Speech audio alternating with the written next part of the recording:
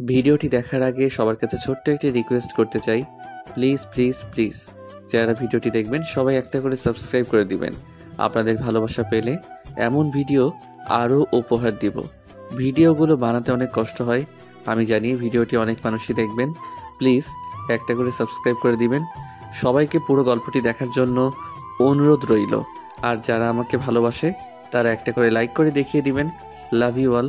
তো চলুন আজকের ভিডিওটি শুরু করা যাক। দুপুরবেলায় আকাশের বাবার হার্ট অ্যাটাক করে। উনি কাজের জায়গায় অজ্ঞান হয়ে যায়। এই খবরটা আকাশ ডক্টরের কাছ থেকে শুনে। খবর শোনার পর আবিরকে কল দেয়। আবির, আবির, কি হয়েছে আকাশ তোর? তুই এভাবে কাঁদছিস কেন? তোর কি কিছু হয়েছে? বাবা হার্ট অ্যাটাক করেছে, এখন উনি ডক্টরের কাছে। কোন হসপিটালের? আমি এখনই আসতেছি। আকাশ ঠিকানা দেওয়ার পর আবির আসে। এদিকে আবির আসার পর ডক্টরও চিকিৎসা করে বের হয়। ডক্টর, বাবা ঠিক হয়ে যাবে তো? চিন্তা করো না, তোমার বাবা ঠিক হয়ে যাবে। শুধু ওনাকে রেস্ট নিতে হবে, আর চিন্তা ভাবনা একদম করতে বলবে না। ঠিক আছে, কিন্তু ডক্টর আঙ্কেল কত টাকা বিল হয়েছে? এই তো 20,000 টাকা হয়েছে। টাকাটা দিয়ে তোমার বাবাকে নিয়ে যেতে পারো। কথাটা শুনে মনটা খারাপ হয়ে যায়। তার কারণ আপনারা জানতে পারবেন। শুধু গল্পটার সাথে থাকলেই হবে, তাহলে আপনারা সবকিছু আস্তে আস্তে জানতে পারবেন। আরে বন্ধু, তুই এত চিন্তা কেন করছিস বলতো? এতগুলো টাকা দিব কি করে তা নিয়ে চিন্তা হচ্ছে। আমি তো আছি, তুই এত চিন্তা কেন করছিস? আবির, তোর উপরে আমি আর কত নির্ভর করে থাকবো বল? একদিন তোর দয়া হয়তো আমাকে চলতে হবে। দেখে নিস ডক্টর আঙ্কেলকে কবে নিয়ে যেতে পারবো। বিকেলে নিয়ে যেতে পারো। ধন্যবাদ ডক্টর। বিকালে আকাশ ওর বাবাকে বাসায় নিয়ে আসে। বাসায় আসার পর ওনাকে শুইয়ে দেয়। আকাশের পরিবারের সবাই আবিরকে ওনারা নিজেদের ছেলের মতো করে ভালোবাসে। মা জানো, আজকে হসপিটালের পুরো বিলটা আবির দিয়েছিল। সত্যি আবির, তোমার উপরে আমার পরিবার বারবার ঋণী হয়ে যাচ্ছে। আপনি তো আমার মায়ের মতো। তাছাড়া আপনি নিজেই তো বলছেন আপনাকে আপনার ছেলের মতো করে ভালোবাসেন। তাহলে ছেলে কি তার বাবা মায়ের জন্য এইটুকু করতে পারবে না? কিন্তু তুমি হয়তো একটু বেশি করে ফেলতেছো আমাদের জন্য। এত কিছু চিন্তা করবেন না, আমি আরো 3,000 টাকা দিয়ে যাচ্ছি। পরবর্তীতে কিছু লাগলে বলবেন আমাকে। আমাকে এখন বাসায় যেতে হবে। দোস্ত, এমনিতে তোর 25,000 মতো খরচ হয়ে গিয়েছে। তারপর এখন আবার তাই বলছিলাম কি, তোকে আমি চেষ্টা করব আস্তে আস্তে সব টাকা দিয়ে দেওয়ার জন্য। তুই চুপ করবি? আমি আমার বাবা মায়ের জন্য করছি। তাছাড়া তুই তো জানিস আমার পরিবারে বাবা ছাড়া কেউ নেই। আর বাবা তো থেকেও নেই, উনি ব্যবসার কাজে সারাক্ষণ বাইরে থাকে। আমাকে সময় দেওয়ার মতো ওনার হাতে সময় নেই। একমাত্র তোদের বাড়িতে আসলেই আমি বাবা মায়ের আদরটা পাই। আচ্ছা, এখন কি তুই থাকবি নাকি বাসায় চলে যাবি? কেন? না মানে, এখনো রান্না হয়নি তো, সেজন্য তুই থাকলে রান্না বসিয়ে দেব। আর যদি না থাকিস তাহলে কোনো রকমে রাতটা কাটিয়ে দেব। আমি খাবার নিয়ে এসেছি, তাই এখন এইগুলো দিয়ে খাওয়া শেষ করো সবাই, তারপর আমি চলে যাব। খাবার শেষে আবির চলে যায়। এভাবে যেতে যেতে এক সপ্তাহ চলে আসে। এক সপ্তাহ পরে বাবা, আমাকে কিছু টাকা দাও, আমাকে কলেজের ফিস দিতে হবে। তুই তো জানিস বাবার ইনকাম তেমন একটা ভালো না, তার উপর সংসারও চলাতে এখন কষ্ট হয়ে যায়। তার উপরে আমি কয়েকদিন আগে অসুস্থ হয়ে ওখানে, এমন অবস্থায় আমি তোকে টাকা দিব কি করে? আকাশ ওর বাবার কথা শুনে যতটা না কষ্ট পেল, তার চেয়ে বেশি কষ্ট হচ্ছে ওরা অনেক গরিব। আকাশের বাবা দিনে যা রোজগার করে তা দিয়ে ওদের দিনেরটা দিনে চলে যায়। গরিব হওয়ার সত্ত্বে আকাশ কোনোদিনও নিজের শখ পূরণ করতে পারেনি। সব সময় ওদের পরিবারে অভাব অনটন লেগেই থাকে। বাবা, কলেজ থেকে স্যার বলেছে যদি ফিস না জমা করি তাহলে পরীক্ষা দিতে দিবে না। কি করব বল, আমার কাছে 100 টাকা আছে, এই নিয়েই আজকে বের হব। যদি দুপুরে না ফিরতে পারি তাহলে এই টাকার মধ্যে দুপুরে খাবার খেতে হবে। বাবা, আমি পড়াশোনা যদি ছেড়ে দেই তাহলে তোমার কষ্টটা তো কিছুটা কমাতে পারবো। না, এরকম কথা বলিস না তুই। তোকে আমি পড়াবো, দরকার হলে তোর স্যারের সাথে আমি কথা বলবো। তবু আমি চাই না তুই আমার মতো কষ্ট কর। তাহলে কি এখন আমার সাথে কলেজ যাবে? চল ওখানে গিয়ে কথা বলে দেখি। আকাশ ওর বাবাকে নিয়ে কলেজে আসে। এতে বাকি ছাত্রছাত্রীরা আকাশ আর ওর বাবাকে দেখে হাসাহাসি করতে থাকে। এতে আকাশের রাগ হলেও কোনো কিছু বলার নেই, কেননা এ আর নতুন কিছুই না। সাথে ওরা বলাবলি করতে থাকে এই কলেজে আকাশের শুধু একটাই বন্ধু আছে। কারোর কথা গুরুত্ব না দিয়ে ওরা চলে আসে স্যারের কাছে। স্যার, আসবো কি? আসুন, বসুন এখানে। আপনার ছেলের অনেক টাকা বাকি, এখন এতগুলো টাকা বাকি রেখে আমি কিছু করতে পারবো না। স্যার, আপনার কলেজে কি আমার এই ছেলেটাকে বিনা টাকায় কি পড়াতে পারবেন না? হাজার হাজার ছাত্রছাত্রীর মধ্যে ওকে কি পারবেন না এই সুযোগটা দিয়ে দিতে? দেখুন, সম্পূর্ণ ফ্রিতে তো সম্ভব না। আপনার ছেলে এই কলেজের টপার, তাই সেই হিসাবে আমি ওর বেতন অর্ধেকের চেয়ে কমিয়ে আনতে পারবো, কিন্তু সম্পূর্ণ কমাতে পারবো না। ওর পরীক্ষা 10 দিন পর, তাই ওখানে ফর্ম ফিল আপে 3000 টাকা জমা করে দিবেন, নয়তো আমার আর কিছু করার থাকবে না। স্যার, একটু দয়া করুন আমার ছেলেটাকে। দেখুন, আপনার ছেলে মেধাবী বিদায় আমি এত কিছু করেছি, নয়তো ওকে এই কলেজে রাখতাম না আমরা। আপনারা তাহলে এখন আসুন। আকাশ ওর বাবাকে নিয়ে চলে আসতে থাকে। এতে করে বাকি সবাই আরো একবার করে হাসতে থাকে। তা দেখে আকাশ, আমার জন্য ওরা তোকে এইভাবে অপমান করে, তাই না? না বাবা, তেমন কিছু না, আমি তো ঠিক আছি। তাছাড়া এইসব শুনতে শুনতে আমার অভ্যাস হয়ে গিয়েছে, কিন্তু ওরা তোমাকে এত কিছু বলে যে আমার সহ্য হয় না। তাহলে একদিন তুই বড় হয়ে এদের সবাইকে দেখিয়ে দিবি তুই আমার সন্তান ছিলি। ঠিক আছে বাবা, এখন তাহলে চলো বাসায় যাব। তুই বাসায় যা, আমি কাজে যাচ্ছি। ঠিক আছে বাবা, তুমি কিন্তু দুপুরে খেয়ে নিবে মনে করে। খাবো, তোর মাকে বলিস আমার জন্য খাবার রান্না না করতে, আমি রাতে খেয়ে নিব। আচ্ছা বাবা। আকাশের বাবা তো চলে যায় কাজে। এইদিকে আকাশ বিকালে ওর বন্ধুর সাথে দেখা করে। আকাশের একমাত্র বন্ধু আবির। আবিরের সাথে দেখা হওয়ার পর কিরে এতক্ষণ লাগে কি তোর আসতে? কি করব, হেঁটে হেঁটে আসতে হয় আমাকে, তার জন্য তো সময় লাগবে। তাছাড়া দেখছিস না কতটা গরমে ভিজে গিয়েছি। এখানে বস, এই যে ঠান্ডা কিছু খেয়ে নে। না রে বন্ধু, এভাবে আর কত তোর উপরে আমি নির্ভর করে থাকব? আমাকে তো কিছু একটা করতে হবে। আমি কি তোকে একবারও বলেছি আমার উপর তুই নির্ভরশীল? কিন্তু কি করব, তুই যখনই আসিস কিছু না কিছু তো আমাকে খাওয়াস, কিন্তু আমি তো তোকে কিছুই খাওয়াতে পারি না। তার উপর তুই বাবা মায়ের জন্য টাকা খরচ করিস। এভাবে আর কতদিন? চিন্তা করিস না, হয়তো এমন একদিন আসবে আমি তোর কাছে সাহায্য চাইতে আসবো, সেদিন আমাকে তুই ফিরিয়ে দিবি না তো? আমি নিজের শেষ নিঃশ্বাস দিয়েও তোর সাহায্য করে যাব, কিন্তু আমার যে একটা কিছু করতে হবে। বাবার তো দেখছিস অবস্থা অনেক খারাপ, জানি না কখন কি হয়ে যায়। তারপর আমিও এখন অতটা বড় হইনি যে কোনো চাকরি করব। বন্ধু ঠিক বলছিস, তুই যদি আরেকটু বড় হতি তাহলে আমাদের কোম্পানিতে আমি তোকে চাকরির ব্যবস্থা করে দিতাম, কিন্তু এখন তোকে চাকরি দিলেও আমি কেরানি বা ফাইলপত্র এগিয়ে দেওয়ার কাজে দিতে পারবো, কিন্তু এতে যে তোরই সম্মান নষ্ট হয়ে যাবে, আর আমি যে চাইবো না সেরকম কিছু হোক। কিন্তু আমার তো করতে কোনো অসুবিধা নেই। তোর না থাকলেও আমার কাছে আছে, আমি জেনে শুনে তোকে এত নিচু পদে থাকতে দিতে পারবো না। দেখা গিয়েছে অনেক তোর সাথে খারাপ ব্যবহার করবে, যা আমি দেখতে পারবো না। এমনিতে তো অনেক কম খারাপ ব্যবহার করছে না, এই আর নতুন কি হবে আমার জন্য? তবুও আমি পারবো না, আমি তোকে অন্য পথ দেখিয়ে দিতে পারি। কি সেই পথ? তুই টিউশনি কর, এতে তোর জন্য ভালো হবে, কিছু টাকাও পেয়ে যাবি আর সময়ও কেটে যাবে। কিন্তু আমি এখন টিউশনি কোথায় পাবো? তাছাড়া আমার পোশাক দেখে তো অনেকেই আমাকে টিউশনি দিতে চাইবে না। চিন্তা করিস না, আমি তো আছি।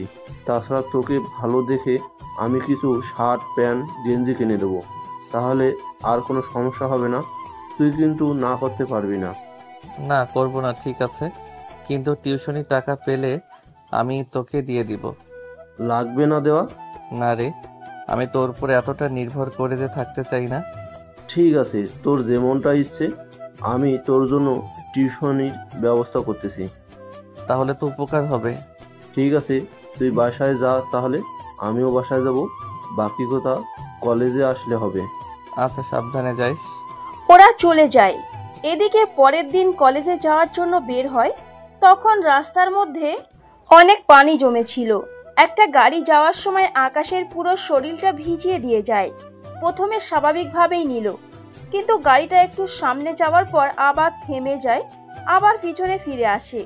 তখন আকাশ ভেবেছিল হয়তো ভুল হয়ে গিয়েছে বলে সরি বলবে, কিন্তু সেরকম কিছুই হলো না। উল্টো সামনের দিক থেকে আবারও ভিজিয়ে দিল।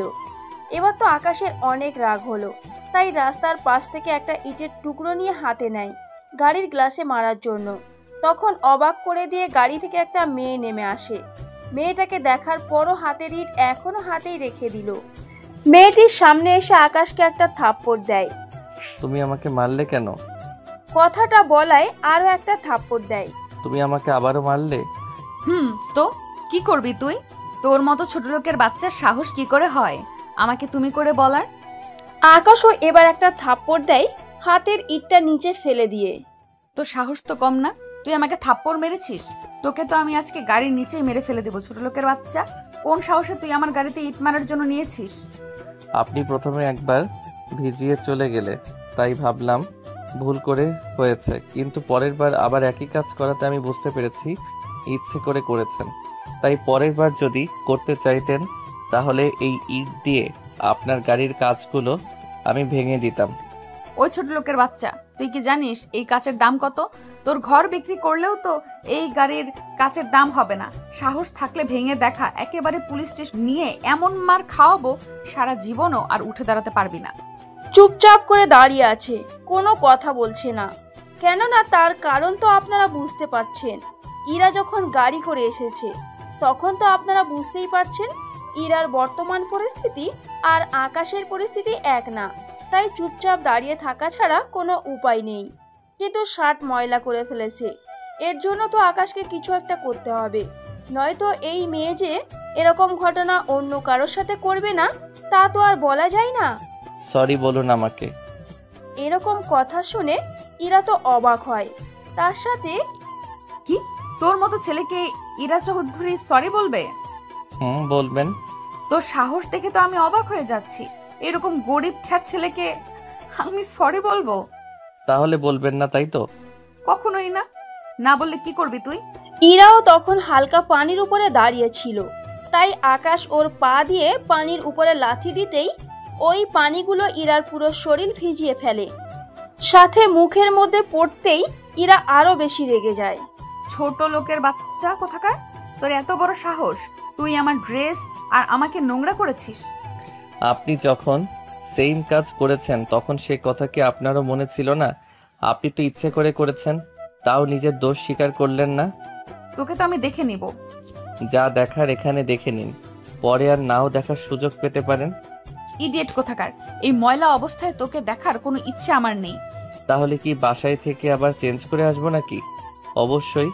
আপনি তো এতক্ষণ ধরে এখানে আর অপেক্ষা করবেন না। যদি করেন তাহলে তো ভালো হবে, একসাথে ভালো করে দেখার সুযোগটাও পেয়ে যাবেন। এত কথা আসে কি করে তোর? মনে রাখিস, এরপর যদি তোকে আমি কখনো আমার আশেপাশে দেখি তাহলে তোকে আমি বাঁচিয়ে রাখবো না। ও তাই নাকি?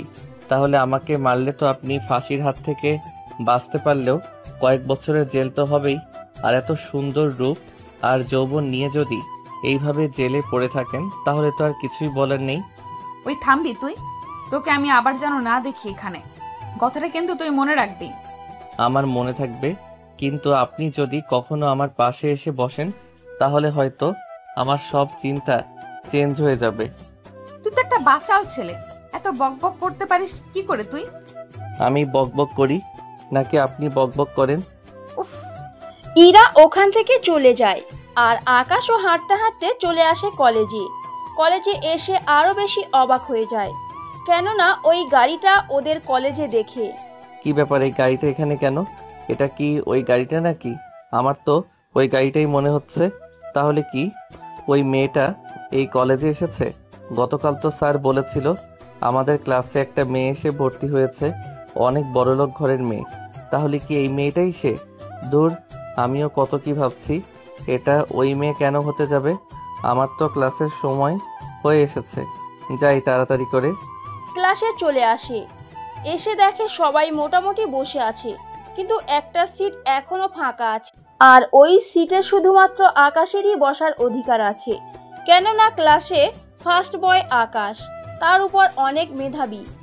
সেই জন্য স্যারেরাও ওকে সামনে বসার জন্য একটা সিট সবসময় খালি রাখার জন্য বলে। সে ক্লাসে আসুক বা না আসুক, ওই সিটটা খালিই থাকে সব সময়। কিন্তু আকাশ আজকে ওই সিটের পাশে তাকিয়ে তো আরো বেশি অবাক হয়, মেয়েটিও আরো বেশি অবাক হয়। ইরা, ও হচ্ছে আকাশ, এই কলেজের ফার্স্ট বয়। ওর জন্য এই সিটটা সবসময় ফাঁকা রাখা হয়। আজকে তুই ওর পাশে বসার সৌভাগ্য পেয়েছিস, কেননা ওর সাথে বসার জন্য কত মেয়ে লাইনে থাকে শুধু পড়ার বিষয়ে সাহায্য নেওয়ার জন্য। তাছাড়া নয়তো ওকে আমরা কেউ দেখতেই পারি না, কেননা ওই ছেলেটা এতটাই গরিব যে ওর পড়াশোনার খরচ চালাতে পারে না। কলেজ থেকে ওর মেয়েটার জন্য ওকে রেখে দিয়েছে। কথাগুলো ইরার কানে কানে বলে মেয়েটা। যেহেতু ওই বেঞ্চে আকাশই বসে, তাই না চাইতেও ওখানে গিয়ে বসে পড়ে। কিছুক্ষণ পর ইরা আর আকাশের মধ্যে ঝগড়া তো হতেই থাকে। ঠিক তখনই স্যার চলে আসে। উনি এইসব দেখে, কি ব্যাপার আকাশ, তুমি মেয়েটার সাথে এভাবে ঝগড়া কেন করছো? স্যার, সে অনেক কাহিনী, ক্লাস শেষ করে আপনাকে বলবো। আচ্ছা, তোমার নাম কি? ইরার দিকে ইশারা করে বলে। স্যার আমাকে বলছেন? হ্যাঁ, তোমাকেই বলছি। স্যার আমার নাম ইরা চৌধুরী। রফিক চৌধুরী কি তোমার বাবা? জি স্যার। আরে দাঁড়িয়ে আছো কেন? বসে পড়ো, এখন তোমাদের ক্লাস শুরু করা যাক। এখন যে বিষয়ে আলোচনা করব তা কিন্তু তোমরা মন দিয়ে শুনবে। তাছাড়া আকাশ, তোমাকে তো বলে দিতে হবে না আশা করি। না স্যার, লাগবে না, শুধু এটা বলে দিন কোন অধ্যায় থেকে পড়াবেন আজকে। এরপর স্যার অধ্যায়ের নাম বললে সবাই বই বের করে সামনে রাখে। আকাশও সেম ভাবে বই বের করে নেয়। বই বের করে অঙ্ক দেখে বুঝতে পারে অঙ্কটা অনেক সহজ। আমাদের মধ্যে কেউ কি অঙ্কটা পারবে? স্যার আমি। তুমি তো পারবে, তা আমি খুব ভালো করে জানি। এছাড়া আর কেউ কি পারবে? এবার আর কেউ হাত ওঠায়নি, কারণ এই অঙ্কটা কেউ পারে না। সবটা শেষ হলে স্যার চলে যায়। আর উনি চলে যাওয়ার পর ক্লাস শেষ করে আকাশ যখন বের হতে যাবে, তখন ইরা আর কিছু মেয়ে আকাশকে ঘিরে দাঁড়ায়। কি ব্যাপার, তোমরা এভাবে আমার সামনে কেন দাঁড়িয়ে আছো? চল আমরা ক্যান্টিনে গিয়ে আড্ডা দিব। আমার হাতে সময় নেই আড্ডা দেওয়ার। চিন্তা করিস না, বিল আমি দিব। ইরা, তুই ঠিক বলেছিস। ও আসলে বিল দেওয়ার ভয়ে আসতে চাইছে না। আসলে সত্যি কথা বলতে ওর পকেটে তুই কিন্তু 1 টাকাও কখনো পাবি না, কেননা 1 টাকারও মুরদ নেই। কথাটা বলে ওরা হাসতে থাকে। ওদের হাসি দেখে আকাশের একটুও রাগ হয় না, কেননা এই সব শুনতে শুনতে আকাশ এখন অভ্যস্ত। কিছুক্ষণের মধ্যে ওদের সাথে আরো কিছু ছেলে এসে যোগ দেয়। ওরা ইরার সাথে পরিচয় হয়ে নেয়।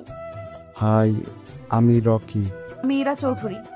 তা কোথাও বসে কি কথা বলা যাবে সবাই মিলে? অবশ্যই যাবে। কিন্তু এই ফকিরটাকে তো আমার সাথে নিতে পারবো না, তাই এই ফকিরটাকে এখান থেকে বিদায় করতো তোরা। ওকে আমরা এক্ষুনি এখান থেকে ধাক্কা দিয়ে বের করে দিচ্ছি। আরে ধাক্কা দিতে হবে না, ওর লজ্জা থাকলে এমনিতেই চলে যাবে। মনে হয় না যাবে, কারণ ওর লজ্জা বলতে আসলে কিছু নেই। কথাটা বলেই ওরা এক এক করে হাসতে থাকে। ওদের কথা শুনে অনেক রাগ হলেও চুপ করে থাকে। এইদিকে কোথা থেকে যেন আবির চলে আসে ওখানে। এ কি আকাশ, তুই এইভাবে দাঁড়িয়ে আছিস কেন? আবির, তেমন কিছু না, তুই কিন্তু এর মধ্যে ঢুকবি না বলে দিলাম। আগে আমাকে ব্যাপারটা বলবি তো, কি হয়েছে এখানে? তানু, ওই ছেলেটি কে রে? তনুর কানে কানে জিজ্ঞেস করে ইরা। তনুও ইরার কানের কাছে গিয়ে ফিসফিস করে বলে, ও হচ্ছে আবির। ও সম্পর্কে তো কিছু বল। ছেলেটি খুব ভালো, বাবা মায়ের অনেক টাকা পয়সা, প্রায় এই ধর তোদের মতো বরাবর হবে। কিন্তু এখানে আবির ছাড়া ওই গরিব ছেলেটার আর কোনো বন্ধু নেই। আকাশের একমাত্র বন্ধু এখানে আবির আছে, আর আবিরের একমাত্র ভালো বন্ধু আকাশ। আকাশের সম্পর্কে কেউ কোনো বাজে কথা বললে আবির নিতে পারে না। কি ব্যাপার, তোমরা দুজনে এভাবে কানে কানে কি কথা বলতেছো? তেমন কিছু না আবির। এই মেয়ে কে রে? ওকে তো আগে কখনো দেখিনি। আবির, ও হচ্ছে ইরা, আজকে আমাদের সাথে ভর্তি হয়েছে। তাই এখন বল, আকাশের সাথে তোর কি নিয়ে কথা বলছিলি? আচ্ছা আবির, তুই সারাক্ষণ এই আকাশ আকাশ করিস কেন, বুঝি না আমি। তোকে না বুঝলে হবে, এখন তুই আমাকে এটা বল, তোরা ওকে কি বলছিলি? তাছাড়া ওর মুখ দেখে মনে হচ্ছে তোরা ওকে ভালো কিছু বলিসনি। আমরা ওকে তেমন কিছু বলিনি। সত্যি তো? সত্যি বলছি আমি। আমাদের সাথে এইদিকে আবির আকাশকে কিছু জিজ্ঞেস করতে যাবে, তার আগেই আকাশ কারো কল পেয়ে ওখান থেকে চলে আসে। আকাশকে দেখতে না পেয়ে আবির খোঁজার জন্য বেরিয়ে আসে, আর গেটের সামনে দেখতে পায় ওখানে ওরা কথা বলতে থাকে। কিন্তু এইদিকে আচ্ছা, এই ছেলেটা কেন শুধু শুধু এইরকম একটা খ্যাত ছেলের জন্য নিজেকে আমাদের থেকে দূরে রাখলো? এমনই, আকাশকে ছাড়া কিছুই বোঝে না ও। এক কথায় আকাশ ওর জন্য সবকিছুই। বুঝলাম, তাহলে আমরা আবিরকে ছাড়া সবকিছু তো করতে পারি। সম্ভব না, কারণ আবির আমাদের পুরনো বন্ধু। ওকে যদি এখন আমরা এড়িয়ে চলি তাহলে অনেক বড় সমস্যা হয়ে যাবে আমাদের জন্য। তাহলে অন্য কোনো উপায় তো আমাদের দেখতে হবে। কি সে উপায়, আর কে করবে সে কাজ? সেরকম একটা আইডিয়া এসেছে আমার মাথায়। কি আইডিয়া? আমরা যদি আকাশ আর আবিরের মধ্যে ভুল বোঝাবুঝির সৃষ্টি করে দেই তাহলে তো ঝামেলার সৃষ্টি হবে আর ওরা আলাদা হয়ে যাবে। তার সম্ভব না, কেননা আবির নিজে মরে যাবে, কিন্তু আকাশকে কোনো মতে ভুল বুঝবে না ও। তাহলে আর কি করা যায়? একটা উপায় আছে। কি সে উপায়? আমরা একটা মেয়েকে দিয়ে আবির আর আকাশের সাথে প্রেম করিয়ে দিব। তারপর ওরা যখন দুজনেই জানতে পারবে ওরা একই মেয়েকে ভালোবাসে, তখন ওরা নিজে থেকে ওই মেয়েকে পাওয়ার জন্য নিজেদের মধ্যে ঝামেলা শুরু করবে। এরকম আইডিয়া নিয়ে কোনো কাজ হবে না, আমি ভেবে দেখব কি করা যায়। এখন আমাকে বাসরে যেতে হবে। ওরা নিজেদের বাসার দিকে চলে যায়। অন্যদিকে আবির ও আকাশ হসপিটালে চলে আসে। আঙ্কেল, আব্বুর কি হয়েছে? দেখো, তোমার বাবার অবস্থা ভালো না। ওনাকে যদি এখনই রেস্ট ও নিতে না পাঠাও তাহলে আর বাঁচানো যাবে না। ঠিক আছে ডক্টর। আবারও হসপিটালের কিছু বিল মিটিয়ে দিয়ে ওখান থেকে চলে আসে বাসায়। ওখানে আকাশ ওর মাকে সব কিছু বলে। তখন আবিরও সাথে ছিল। কিন্তু এখন তাহলে আমাদের কি হবে? কিভাবে চলবে সংসার আমাদের? আন্টি, আপনারা কোনো চিন্তা করবেন না। আঙ্কেল তো কাজ করতে পারবে না, কিন্তু আমি আকাশের জন্য কয়েকটা টিউশনির ব্যবস্থা করে দিয়েছি। এখন শুধু ওকে নিয়ে গিয়ে দেখা করিয়ে দেবো, আর টাকার ব্যাপারে কথা বলে নিলেই সব কাজ শেষ। কিন্তু বেতন পেতে পেতে তো প্রায় 1 মাসের বেশি সময় লাগবে। তাহলে এতদিন আমাদের সংসার চলবে কি করে? কিন্তু কি করব বল, কোনো না কোনোভাবে তো করে নিতে হবে। আন্টি, একদম টেনশন নেবেন না, আমি তো আছি। আমি সব কিছু এনে দেব। তাছাড়া আপনাদের দুঃখের সময়ও যদি পাশে না থাকতে পারি তাহলে আর কে থাকবে বলুন? কিন্তু এভাবে আর কত থাকবে আমাদের পাশে? যতদিন আমার বন্ধু আর আপনারা আছেন। আকাশ, তুই তাহলে চল আমার সাথে, তোকে ওনাদের সাথে কথা বলিয়ে দিই। ঠিক আছে, বলো তাহলে। মা, আমি গেলাম, তুমি বাবার খেয়াল রাখিও। সাবধানে থাকিস। ওরা বেরিয়ে পড়ে। এভাবে কিছুক্ষণ রিক্সা করে যাওয়ার পরে ওরা মোটামুটি 3টা টিউশনি জোগাড় করতে পেরেছে। তা থেকে মোটামুটি মাসে 18,000 টাকা করে উঠে আসবে। এবার খুশি তো তুই? খুশি মানে? এবার আর আমাদের কোনো অভাব রাখবো না। আসি, আস্তে আস্তে সবকিছু ঠিক করে নিব। এখন চল কিছু খেয়ে নেই আমরা। ঠিক আছে, বলো। এভাবে দিন যেতে থাকে। ওদের ফাইনাল পরীক্ষা প্রায় চলে এসেছে। ওরা নিজেদের মতো করে পড়াশোনা করতে থাকে। পরীক্ষা ওদের ভালোভাবে কেটে যায়। ওদের পরীক্ষা শেষ হলে একদিন ওরা সবাই একত্রিত হয়। তোরা সবাই এত লেট করে আসলি কেন? রাস্তায় অনেক জ্যাম ছিল। এই কথা ছাড়া তো তোদের কাছে কোনো কথা নেই। লেট হলে এই একটা বলেই তো আমরা পার পেয়ে যাই। সবাই তো মোটামুটি এসেছে, কিন্তু আবিরকে দেখতে পাচ্ছি না কেন? দেখ, হয়তো আকাশকে সাথে করে নিয়ে আসবে। আমিও বুঝি না, এই ছেলের সাথে আমাদের কখনো যায় না, তবু কেন যে ওকে আমাদের কাছে নিয়ে আসে বুঝতে পারি না। কিছু করার নেই, আবিরকে যতদিন আমাদের সহ্য করতে হবে ততদিন আকাশকেও। এদের তো একটা ব্যবস্থা আমি করবই আজকে। কি করবি তুই? পরে জানাবো। কিছুক্ষণ পর আকাশ ও আবির আসে। তখন ওরা কে কোথায় ভর্তি হবে তা নিয়ে ওরা কথা বলতে থাকে। ওরা সবাই মোটামুটি একই ভার্সিটিতে ভর্তি হওয়ার প্ল্যান করে। এখন শুধু ওদের রেজাল্ট ভালো হলেই হয়। এইদিকে ইরা আকাশকে ইশারা করে। কি হয়েছে? আমাকে কেন? তোর সাথে কথা আছে, এদিকে আয়। কি কথা? এখানে বল, সবাই শুনুক। এখানে বলা যাবে না, যা বলার পাশে নিয়ে গিয়ে বলবো। আবির বুঝতে পারছে না কি বলবে, তাই কায়দা করে আকাশের সাথে আবির ওর মোবাইল দিয়ে দেয়, সাথে রেকর্ড চালু করে, যেন ওদের মধ্যে কি কথা হয় তা আবির জানতে পারে। তাছাড়া ইরার উপরে কোনো বিশ্বাস নেই বলে আবিরের এরকম কাণ্ড করা। আকাশ, ইরা যখন এতো করে বলতেছে তখন ওর সাথে যা, দেখি কি বলে। আমার তো একা যেতে ভয় করতেছে। আরে কিছু হবে না, আমি তো আছি। আবিরের কথায় উঠে যায় ইরার সাথে। কিছুটা দূরে যাওয়ার পর আকাশকে নিয়ে একটা রুমে আসে। কি ব্যাপার, আমাকে রুমে কেন এনেছো? তোকে কিছু দেখাবো বলে। মানে ঠিক বুঝলাম না। আমি এখন যা যা করব আর যা যা বলবো তা দেখে তুই অবাক তো হবি, তার সাথে আরো কত কি যে কর বাকি আছে। দেখো ইরা, ভালো হবে না কিন্তু উল্টাপাল্টা কিছু করলে। শোন, এখন আমি এমন অ্যাক্টিং করব যার জন্য আজকে তোকে সবাই ভুল বুঝবে, আর আবির নিজেই তোর কাছ থেকে দূরে সরে যাবে। আমি আবিরকে চিনি, ও আমাকে অনেক বিশ্বাস করে, ও আমাকে কিছু বলবেও না। তাছাড়া তোমার কি কথা আছে তাড়াতাড়ি বলো, আমাকে যেতে হবে। এত তারা কিসের?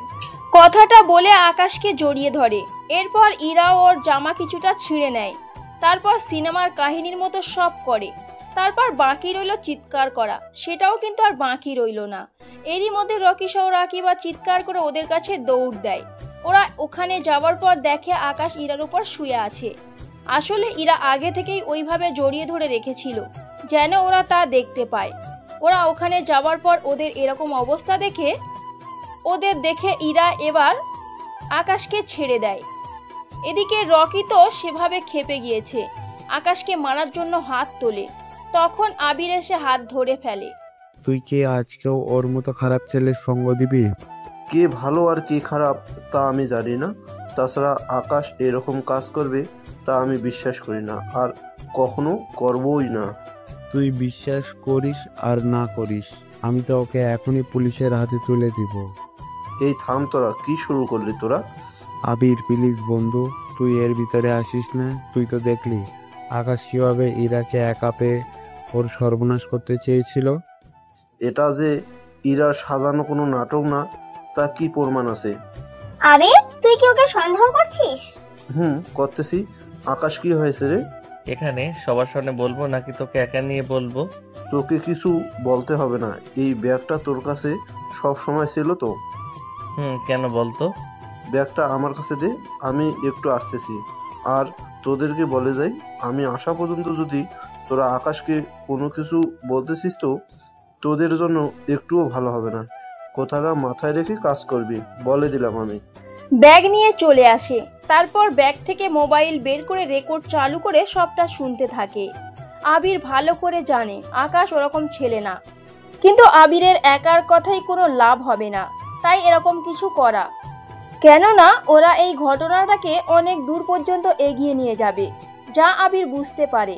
সেই জন্য প্রমাণের জন্য এটা করা। সবটা শোনার পর ওদের কাছে আসে। আকাশ, তুই বাসায় যা। ওকে তো আমরা পুলিশের হাতে তুলে দিব। সাহস কি করে হয় একটা মেয়ের সাথে এরকম কাজ করার? তোরা কিন্তু একটু বেশি করছিস এখন। তুই ও তো কম করলি না। একটা ছেলের জন্য তুই আমাদের সাথে এইভাবে বাজে ব্যবহার করছিস। বাজে ব্যবহার আমি করলাম নাকি? তোরা সবাই মিলে ওকে ফাঁসিয়েছিস। আচ্ছা দোস্ত, আমরা ওকে ফাঁসিয়ে দিয়ে আমাদের কি লাভ হবে শুনি? তোদের অনেক লাভ হবে, যা তোরা নিজেরাও জানিস। তবে ইরা, তুই কেন চুপ করে আছিস? তোদের সবাইকে আমি অনেক ভালো মনে করতাম, কিন্তু ও গরিব বলে তোরা ওর সাথে এরকম বাজে একটা কাজ করতে পারলি, যা আমি স্বপ্নেও ভাবতে পারিনি। আকাশ, এখান থেকে চল। আর শোন, তোরা কেউ আমার সাথে আর কোনোভাবে যোগাযোগ করার চেষ্টা করবি না। তোদের মতো বন্ধু থাকার চেয়ে না থাকাই ভালো। ইরা, তোকে তো আমি ভালো মেয়ে এতদিন মনে করছিলাম, কিন্তু তুইও ওদের সাথে মিশে এতটা খারাপ একটা কাজ করবি আমি ভাবতেও পারিনি। এতে তোর উপরে কত বড় অপবাদ আসবে তা তুই নিজেও জানিস না। ওদের সাথে সম্পর্ক ছিন্ন করে ওখান থেকে চলে আসে আকাশকে নিয়ে। এদিকে ওরা তো নিজেদের নিয়ে এখন আফসোস করতে থাকে। ইরা, তনু, রকি মিলে। ওই আকাশের জন্য আমরা নিজেদের বন্ধুকে হারালাম। ওই আকাশকে তো শান্তিতে থাকতে দিব না। ও তো এমনিতেও শান্তিতে নেই, জানিস না ওর পরিবারের অবস্থা কিরকম। আবিরের হাত ওর উপর থেকে একটু সরে গেলে আকাশকে কিন্তু খুঁজে পাওয়া যাবে না, কিন্তু এখন তো উল্টো আবিরই আমাদের থেকে সরে গেল। শুধু শুধু আমি অ্যাক্টিং করতে গিয়ে এখন খারাপ মেয়ে হয়ে গেলাম। তোরা যাই বলছিস না কেন, আমি ওই আকাশকে কিন্তু মোটেও ছেড়ে দিব না। এইদিকে ওরা নিজেদের মধ্যে কথা বলে চলে যায়। অন্যদিকে আকাশ বাসায় চলে আসে। ওদের ভালোই দিন কাটতে থাকে, কিন্তু হঠাৎ করে আকাশের হাত থেকে 2টা টিউশন চলে যাওয়াতে আকাশ আরো বেশি দুর্বল হয়ে পড়ে। 3 বছর পর আকাশের বাবা মা দুজনই মারা যায়। ওনারা মারা যাওয়ায় আকাশ তো দুঃখ পায়, সাথে আকাশের অনেক লাভ হয়, কিন্তু লাভ হওয়ার পর আবিরও নেই। এখন হয়তো আপনারা ভাবছেন আবির কোথায়, তাই তো? আসলে এই কয়েক বছরে অনেক কিছু হয়ে গিয়েছে। এখন আর আকাশের সাথে আবিরের কোনো যোগাযোগ নেই, আর বাকি কারোর সাথেও যোগাযোগ নেই, কেননা 3 বছরে অনেক পরিবর্তন হয়ে গিয়েছে, যা আপনারা এখন জানতে পারবেন। তবে বর্তমান আকাশ অনেক বড় একটা কোম্পানির সিইও। আপনারা হয়তো ভাবছেন তা কি করে সম্ভব। আসলে আপনাদের বলেছিলাম না, আকাশের মা বাবা মারা যাওয়ার পর একটা দিকে লাভ হয়, আর সেই লাভের জন্যই আকাশ একটা কোম্পানির সিইও এখন। সে কারণটা জানতে হলে আপনাদের ওই দিনের পরের ঘটনা থেকে আকাশের বাবা মায়ের মৃত্যু পর্যন্ত ঘটনাগুলো জানতে হবে। তাহলে চলুন শুরু করি। আকাশ, তুই তাহলে বাসায় যা, আমিও বাসায় যাব। তবে মন খারাপ করিস না, আমি তো আছি তোর পাশে। তুই কিন্তু একটুও মন খারাপ করে থাকিস না। ঠিক আছে বন্ধু। এইদিকে রেজাল্ট দেওয়ার পর ওরা ভার্সিটিতে সবাই ভর্তি হয়ে যায়, কিন্তু ভার্সিটির খরচ যেন আকাশকে আরো বেশি অসহায় করে তোলে, কেননা এখানে অনেক বেশি খরচ পড়ে যায়। আবির, এই আবির। আরে বল, কি হয়েছে? এখানে তো অনেক খরচ পড়ে যায়, কি করব বল? কিন্তু কি করবি বল? এখান থেকে যদি পড়াশোনা শেষ করতে পারিস তাহলে তো আর কোনো কিছুই করতে হবে না। জানি, কিন্তু আমি যে আর পারছি না এত খরচ সামলাতে। চিন্তা করিস না তুই, আমি তো আছি। এখন বাসায় যা, তাহলে কিছুদিন পর পরীক্ষা, সেজন্য প্রায় 5,000 টাকা দিতে হবে। আমি না হয় তোকে টাকাগুলো দিয়ে দেব। লাগবে না রে বন্ধু, আমি ম্যানেজ করে নিব। এভাবে চলতে থাকে কিছুদিন। তারপর আকাশ ভার্সিটির সব বিল দিয়ে দেয়। তারপর পরীক্ষার হলে তানু, আমার মাথায় একটা বুদ্ধি এসেছে। কি বুদ্ধি? পরীক্ষার হলে ওকে সবার সামনে অপমান করার আর পরীক্ষার হল থেকে বের করে দেওয়ার। কি সেটা? তাহলে শোন আগে। সবটা শোনার পর দেখ, আমার মনে হয় এই সব করা মোটেও ঠিক হবে না। কেন ঠিক হবে না? আমরা ওকে দেখতে পারি না ঠিকই, কিন্তু তাই বলে ওর লাইফটাকে এইভাবে নষ্ট করে দিতে পারি না। ওর লাইফ তো এমনিতেই নষ্ট হয়ে আছে, এই আর নতুন কি? তবুও ভেবে দেখ ব্যাপারটা। ঠিক আছে, তুই যখন এত করে বারণ করছিস তখন আর নাই করলাম। তাহলে এখন লেখা শুরু কর তাড়াতাড়ি। ওরা পরীক্ষা দিতে থাকে।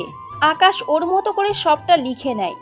লেখা শেষ করে খাতা জমা দিতে যাবে, তখন খেয়াল করে ইরা তেমন কিছু না লিখে শুধু কলম কামড়াচ্ছে। সেই দিকে তাকিয়ে আবার খাতার দিকে তাকায়, তারপর খাতায় কি যেন লিখে বেরিয়ে পড়ে।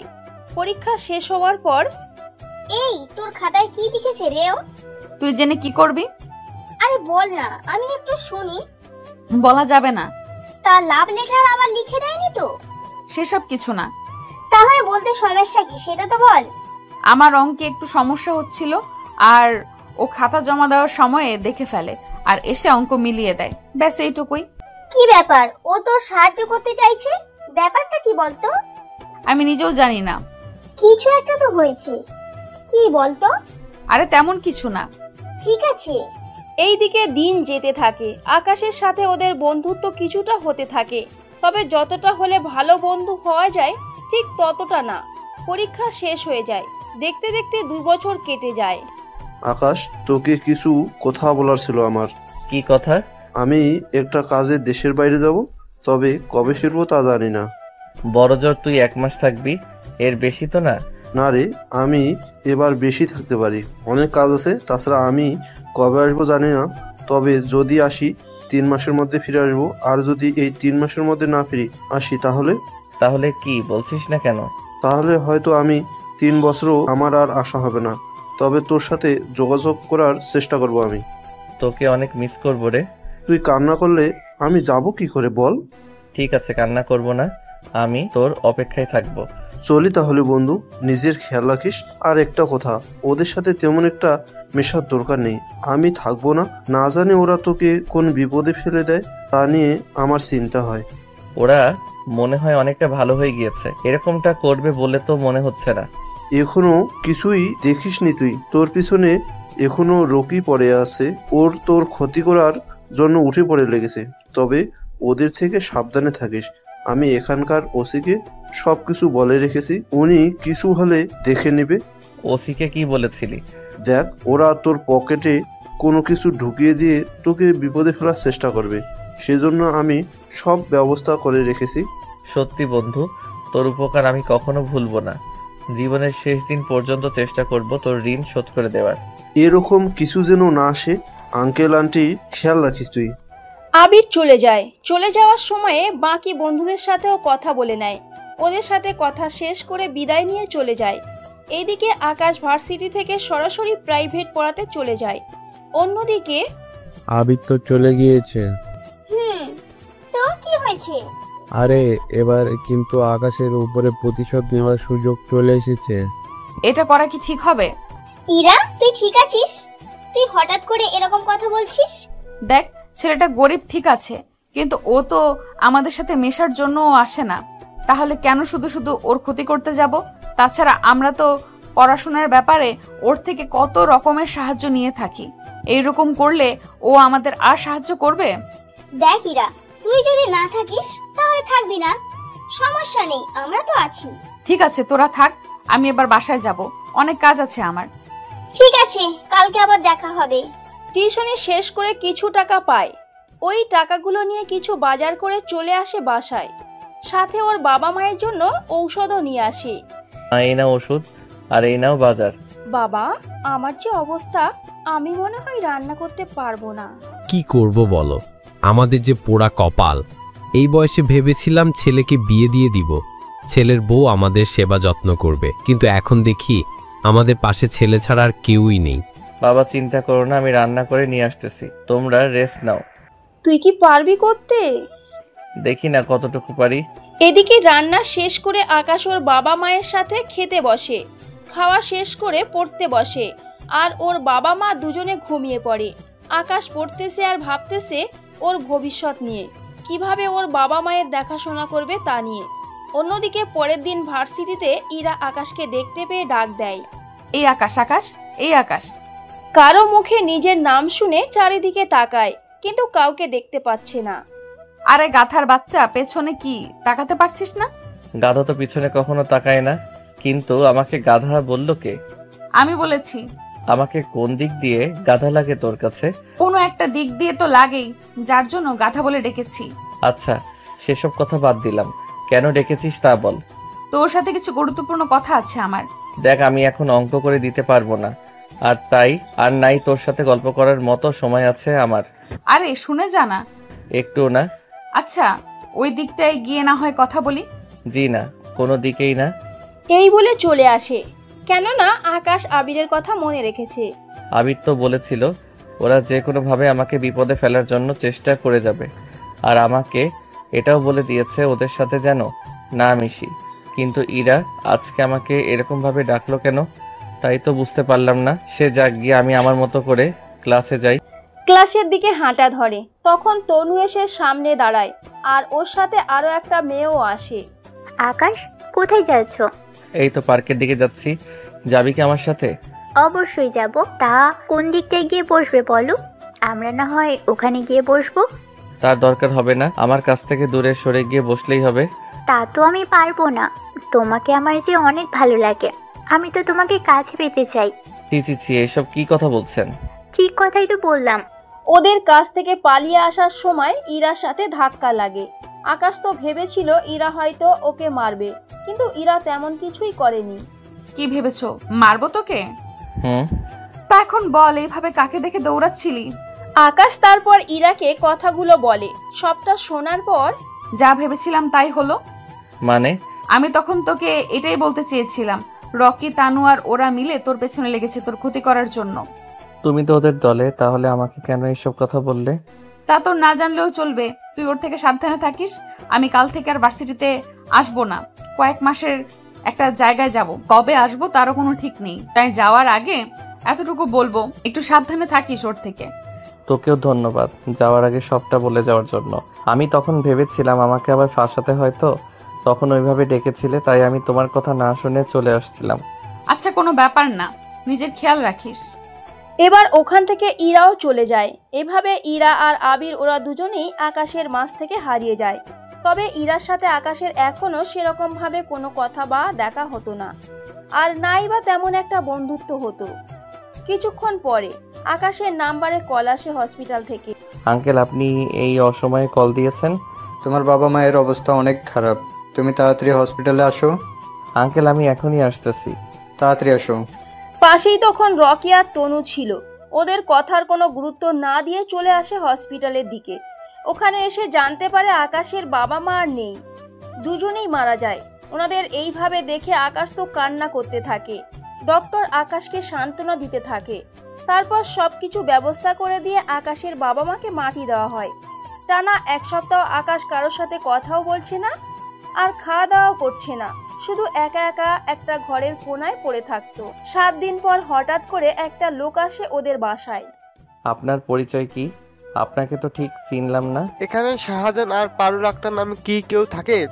জি থাকতো, কিন্তু ওনারা 1 সপ্তাহ আগে হসপিটালে মারা যায়। কিন্তু আপনি কে? আমি ইন্স্যুরেন্স কোম্পানি থেকে এসেছি। তুমি ওনাদের কি হও? জি বলুন, কি দরকার? আমি ওনাদের একমাত্র ছেলে। আপনার বাবা মা একটা বীমা করে গিয়েছিল, বীমাটা ছিল 4 কোটি টাকা।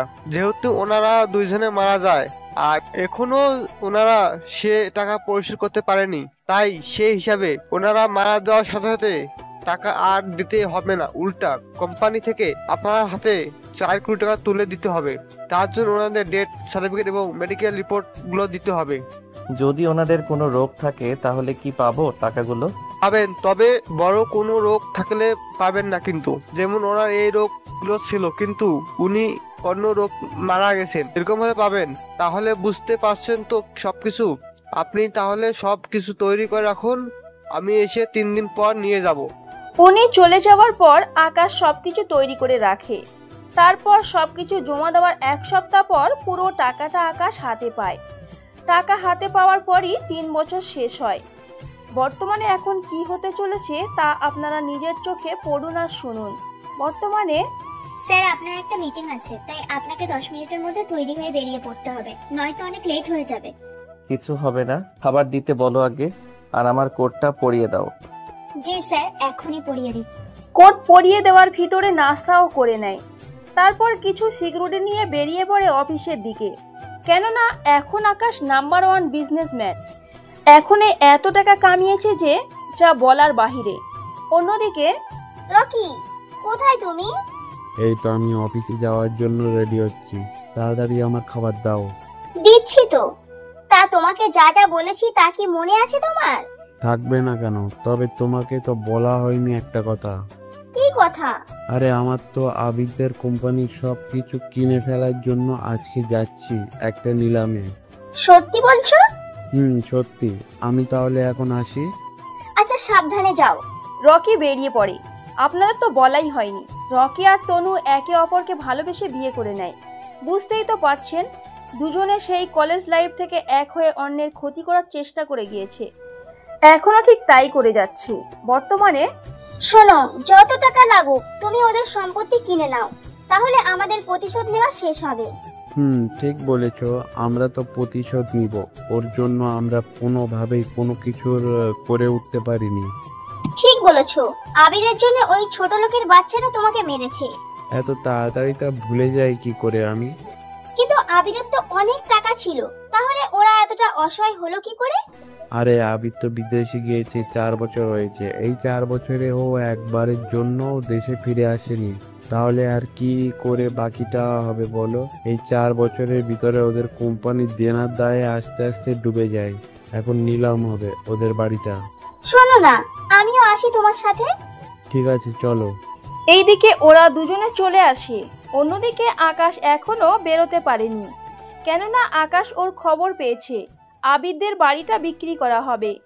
তাই আকাশ তো যেতে পারবে না, সেই জন্য ওর লোকদের বলে, এই ঠিকানায় যাবে, এখানে আজকে নিলাম হবে।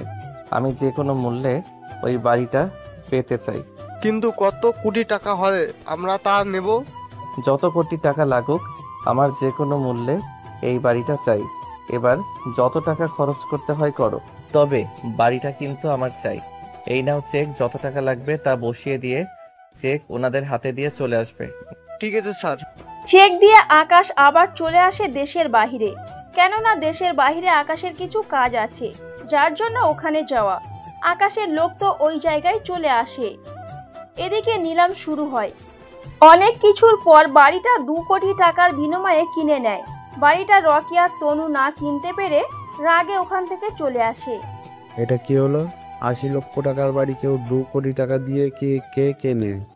আমিও তো তাই ভাবছি, কে এই লোক যে এত কোটি টাকা লস করে বাড়িটা কিনে নিল? আমারও তো সেই একই প্রশ্ন, কার এতটা প্রয়োজন ছিল বাড়িটা? মাঝখান দিয়ে আমরা বাড়িটা আর কিনতে পারলাম না। অন্যদিকে আমেরিকায় চলে আসে। ওখানে আসার পর একটা হোটেলে উঠে রেস্ট নিতে থাকে। কিছুক্ষণ পরে আশপাশটা ঘোরার জন্য বের হয়। তখন সামনে আবিরের মতো কাউকে দেখতে পেল, কিন্তু ডাক দেওয়ার আগেই হারিয়ে গেল। সময় স্যার, কিছু হয়েছে? না, আমি ঠিক আছি। তোমরা একটা কাজ করো, এই দিকটায় গিয়ে দেখো কোনো সমস্যা আছে কিনা। যদি না থাকে তাহলে ওই দিকটায় আমি একটু ঘুরে দেখবো। স্যার 5 মিনিট সময় দেন আমাকে, আমি দেখতেছি। ওরা সবকিছু দেখে নেয়। কোনো প্রকার সমস্যা না থাকায় আকাশ ওখানে কিছুক্ষণ প্রাকৃতিক দৃশ্য উপভোগ করতে থাকে। একটু পরে ইরাকে দেখতে পাচ্ছে সামনে, কিন্তু এখনো এটাকে চোখের ভ্রম বলে ধরে নেয়। ইরা এখানে আসবে কোথায় থেকে? আচ্ছা, আমি তখন ইরার মতো আবিরকেও দেখে এরকম করলাম না তো? এটাই হবে, নয়তো আবিরকে আমি এতবার ডাকার পরও ও কেন আমার পাকে সাড়া দেয়নি তা তো আমাকে ভাবতে হবে। তাহলে কি দুটো আমার ভ্রম ছিল? কথাগুলো নিজের মনে মনে ভাবতে থাকে। ভাবনার চিন্তা ভেদ করে আকাশ ওখান থেকে উঠে চলে আসে। এরপর ওই দেশে মোটামুটি 7 দিনের মতো থাকতে হয়েছে। ওই 7 দিনে আকাশ আবির আর ইরার কোনো দেখা পায়নি। 7 দিন পর দেশে ফিরে আসে। এসে ওর লোকদের বলে, তোমাদের যে কাজটা করতে দিয়েছি সে কাজটা কি করা হয়েছে? জি স্যার, আপনার কথা মতন 2 কোটি টাকা দিয়ে ওই বাড়িটা আর আশেপাশে যা কিছু জড়িত ছিল সব কিনেছি। কিন্তু স্যার একটা কথা বলবো কি? কি কথা? স্যার এতগুলো টাকা খরচ করে আপনি এই বাড়িটা কেন কিনতে গেলেন, যদি একটু বলতেন। কেন, নিলামে কি বাড়িটার দাম আরো কম ছিল? জি স্যার। কত ছিল? স্যার বাড়িটার দাম আর আশেপাশে বাকি যা আছে তা নিয়ে ধরা হয়েছে 60 লক্ষ টাকা। তাহলে তো তোমরা 1 কোটি টাকার মধ্যে কিনে ফেলার কথা, কিন্তু ওখানে এত বেশি টাকা লাগলো কেন? রকি গ্রুপের রকি আর ওনার বউও এখানে এসেছিল। ওনাদের জন্য শেষমেশ আমাদের 2 কোটি বলতে হয়েছে, কারণ আপনি তো বলেছিলেন যত টাকা লাগুক আপনি দিবেন। তাই আর আমরা কোনো দিক না তাকিয়ে বাড়িটা কেনার জন্য দাম একটু বেশি বলে ফেলছি। সমস্যা নেই, ওরা দুজন সে কলেজ লাইফ থেকে আমার পিছনে যে পড়ে রয়েছে তা এখনো আছে। ওদের তো আমি শিক্ষা দিয়ে ছাড়বো, তবে আস্তে আস্তে দিব। তোমরা এখন কাগজপত্র সবকিছু কি নিয়ে এসেছো? জি স্যার, এই নিন ফাইল। ফাইল হাতে নিয়ে দেখতে থাকে। সবটা দেখা শেষ হলে, আচ্ছা, আমি যতদূর জানি ওই রকি গ্রুপের কিছু শেয়ার ওরা বিক্রয় করবে। তুমি এই ব্যাপারে খোঁজ নাও, আমি ওদের শেয়ার কিনে নিব। ঠিক আছে স্যার, তাই করব। কিছুদিন পর আকাশের বাবা মায়ের মৃত্যুবার্ষিকী, তাই আকাশ ওনাদের কবরের কাছে যায় আর কবর জিয়ারত করে নেয়। তোমরা একটা কাজ করো, এই জায়গার আশেপাশে যত এতিমখানা আছে সব এতিমখানায় একটা করে গরু আর 10 লক্ষ টাকা করে দিয়ে দাও। আর সাথে এও বলবে এই গরু যেন জবাই করে, ওখানে থাকা সব বাচ্চারা যেন খেতে পায়। আর পথের আশেপাশে যতজন দরিদ্র মানুষ দেখবে তাদের হাতে এই পণ্য আর 1000 টাকা করে দিয়ে আসবে। এই কাজগুলো আমি তাড়াতাড়ি যেন শেষ হয়। চিন্তা করবেন না, আপনার কথা মতন আগের আমরা 15টা গরু কিনে রেখেছিলাম। এখন শুধু আমাদের লোকদের দিয়ে গরু আর টাকা পাঠিয়ে দেবো, সাথে ওনাদের বাকিটা কি কি করতে হবে সে বিষয়েও বুঝিয়ে দেবো। তাই করো। এখন ভোর 7টা বাজে, 8টার ভিতরে যেন এতিমখানায় সব পৌঁছে যায়, আর বাকিরা দরিদ্র যারা আছে তাদের কাছে সাহায্য নিয়ে যাও। ঠিক আছে স্যার। ওরা ওদের কাজে লেগে পড়ে। এদিকে দুপুরের দিকে আকাশ ওর বাসায় বসে অপেক্ষা করতে থাকে। কিছুক্ষণ পর স্যার একটা লোক এসেছে আপনার সাথে দেখা করতে। আমার সাথে কে আসবে এখন দেখা করতে? জানি না, তবে আপনার ছবি দেখিয়েছে। তবে ছবিটা দেখে মনে হলো আপনারা একে অপরে চেনেন। আমার সাথে তো আবির ছাড়া আর কারোর ছবি নেই। আচ্ছা, আবির আসেনি তো? তাই পকেট থেকে মোবাইল বের করে আবিরের একটা ছবি দেখায়, কিন্তু লোকটা বলে এটা ওই ব্যক্তি না। আচ্ছা, নিয়ে আসো তাহলে। ঠিক আছে স্যার। ওরা লোকটাকে নিয়ে আসে। তাই পকেট থেকে মোবাইল বের করে আবিরের একটা ছবি দেখায়, কিন্তু লোকটা বলে ওরা লোকটাকে নিয়ে আসে। লোকটা আসার পর আকাশের কাছে সাহায্য চায়। আকাশ কিছু টাকা দিয়ে সাহায্য করে দেয়। এরপর কিছুদিনের মধ্যে আকাশের কোম্পানিতে পিএ পদের জন্য আর কোম্পানিতে কিছু লোক নিয়োগ করার জন্য সার্কুলার ছেড়ে দেওয়া হয়। অন্যদিকে অনেকে সেই চাকরির সার্কুলার দেখে অ্যাপ্লাই করতে থাকে। কিছুদিন পর স্যার রকি গ্রুপের তথ্য পেয়েছি। কি তথ্য পেয়েছো? স্যার রকি গ্রুপে ওরা 30% শেয়ার বিক্রি করবে। তাহলে আমি যা ভেবেছিলাম তা তো হবে না আর। জি স্যার, ওই কোম্পানিতে 50% শেয়ার রকির নামে, 10% ওনার বইয়ের নামে, আর বাকি 40% উনি বিক্রি করবে। তবে আগে যারা শেয়ার হোল্ডার ছিল তারা শেয়ার বিক্রি করবে দেবে। আমি যদি 40% শেয়ার কিনে নেই তাহলে তো আমি আমার কাঙ্ক্ষিত লক্ষ্যে পৌঁছাতে পারবো না। কেন পারবেন না স্যার? আমার তো মূলত ওই কোম্পানির সিইও এর চেয়ারটাই আমার চাই। তার জন্য তো আপনাকে 51% শেয়ার ক্রয় করতে হবে, কিন্তু তা তো সম্ভব না। আর তাই তো দেখছি, তাহলে ওই জায়গায় আর শেয়ার কিনে কোনো লাভ হবে না। তাই তো দেখতেছি স্যার, কিন্তু এখন তাহলে কি করবেন স্যার? একটা উপায় তো আছে। কি উপায়? তা তোমাদের পরে বলবো। এখন তোমরা আমাকে এটা বলো, ওদের কোম্পানি কোন পণ্যের কত টাকা রেট দেয় তা আমাকে জানাবে। তা যেন আমরা কি করব স্যার? ওদের চেয়ে কম রেটে পণ্য আমরা ছাড়বো। এতে তো আমি নিজের ক্ষতি করে হলেও ওদের অনেক বিরাট বড় ক্ষতি যে হয়ে যাব। কিন্তু স্যার এতে আমাদের লাভ কি? লাভ আছে অনেক। নিজের ক্ষতি করে আবার কিভাবে লাভ হয়? রকি গ্রুপের পণ্যের চাইতে আমাদের পণ্যগুলোর দাম অর্ধেক করে দাও। তারপর মার্কেটে থাকতে হলে ওদের আমার থেকেও কম মূল্যে পণ্য বাজারে ছাড়তে হবে। আমার যদি ক্ষতি হয় এতে 5 কোটি, কিন্তু রকি গ্রুপের ক্ষতি হবে এতে করে প্রায় 10 কোটি টাকার মতো হবে, যা বর্তমানে এখন রকি গ্রুপের জন্য অনেক বড় একটা ক্ষতি হয়ে দাঁড়াবে। ঠিক আছে স্যার, আপনি যা চাইছেন তাই হবে। আমরা সব কিছু সামলে নেব, আপনাকে এই নিয়ে কোনো টেনশন করতে হবে না। কোম্পানিতে লোক লাগবে, তা নিয়ে কি ব্যবস্থা নিলেন? স্যার বিজ্ঞাপন তো দিয়েছি, অনেক লোকে তো অ্যাপ্লাই করছে। এখন শুধুমাত্র ওদের ইন্টারভিউ নিয়ে চাকরি দেওয়ার ফল। তাহলে ওই কাজটা করে রেখে দিও, আমি দেখি অন্য কাজে যাই। আর ইন্টারভিউ কবে তা আমাকে জানিয়ে দিও। ঠিক আছে স্যার, তাই হবে। দিন যেতে থাকে, ইন্টারভিউর তারিখও চলে আসে। সবাই এক এক করে ইন্টারভিউ দিতে থাকে। এদিকে ওদের উপরে নজর রাখতে থাকে, কেউ কি করে না করে সব ব্যাপারে। 2টা জায়গায় ইন্টারভিউ নিচ্ছে, কেননা এখানে 2টা পদের যে ইন্টারভিউ হচ্ছে, সেই জন্য তা 2টা রুমের মধ্যে হয়। একে একে সবাই ইন্টারভিউ দিচ্ছে। এদিকে মনিটরে আকাশ একজনের চেহারা দেখে অবাক হয়ে যায়, কেননা সে আর কেউ ছিল না, আবির ছিল। আবিরকে হঠাৎ এতগুলো বছর পর দেখতে পেয়ে আকাশ তো অনেক খুশি হয়ে যায়। তাই সাথে সাথে ইন্টারভিউ নিতে থাকা একটা লোককে কল দেয়। জি স্যার, বলুন। এখন যে লোকটা ইন্টারভিউ দিচ্ছে তার নাম আবির কিনা একটু দেখেন তো, আর এই কলেজগুলা থেকে পাশ করেছে কিনা তা দেখে জানান তো। 1 মিনিটে দেখতেছি আমি। লোকটা দেখতেছে আর আকাশকে সবটা বলে দিচ্ছে। সবটা শোনার পর একটা কাজ করুন, বাকি সবার মধ্যে যারা পাস করেছে ওদের সাথে এর ফাইলটা রেখে দিন। ওকে তোমরা বাড়তি কোনো প্রশ্ন করতে হবে না, আমি যেগুলো বলে দিব সেগুলোই করবে। ঠিক আছে স্যার। আকাশ কিছু প্রশ্ন দেয়, ওইগুলো তার লোক আবিরের কাছে বলে। এরপর আবির প্রশ্নগুলোর উত্তর দিতে থাকে। সবটা দেওয়া শেষ হলে আপনি এখন আসতে পারেন, আমরা 7 দিন পর আপনাকে কল দিয়ে জানিয়ে দেব। ঠিক আছে স্যার। এই দিকে তো শেষ হয়েছে, এবার অন্যদিকে দেখার পালা। পিএর জন্য যারা ইন্টারভিউ দিতে এসেছে এবার ওদেরকে দেখতে থাকে।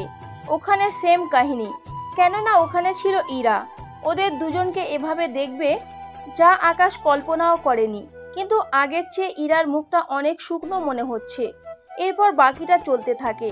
পরের দিন আকাশ যখন অফিসে আসে তখন সবগুলো ফাইল নিয়ে এসে আকাশকে দেওয়া হয়। স্যার, এই নিন ফাইলগুলো। এখান থেকে আপনি কাকে সিলেক্ট করবেন করে নিতে পারেন। আচ্ছা, ফাইলগুলো রেখে দিয়ে যাও, আমি দেখতেছি। আর 2 ঘন্টায় যেন আমাকে কেউ ডিস্টার্ব না করে। ঠিক আছে স্যার, আমি বাইরে থেকে ব্যাপারটা দেখতেছি। এইদিকে ফাইলগুলো এক এক করে দেখতে থাকে। সবটা দেখা শেষ হলে মোটামুটি অনেকেই ভালোভাবে ইন্টারভিউ দিয়েছে, কিন্তু আকাশ, আবির আর ইরাকে তো রাখতেই হবে। অন্যদিকে আরও অনেক ভালো ক্যান্ডিডেট আছে।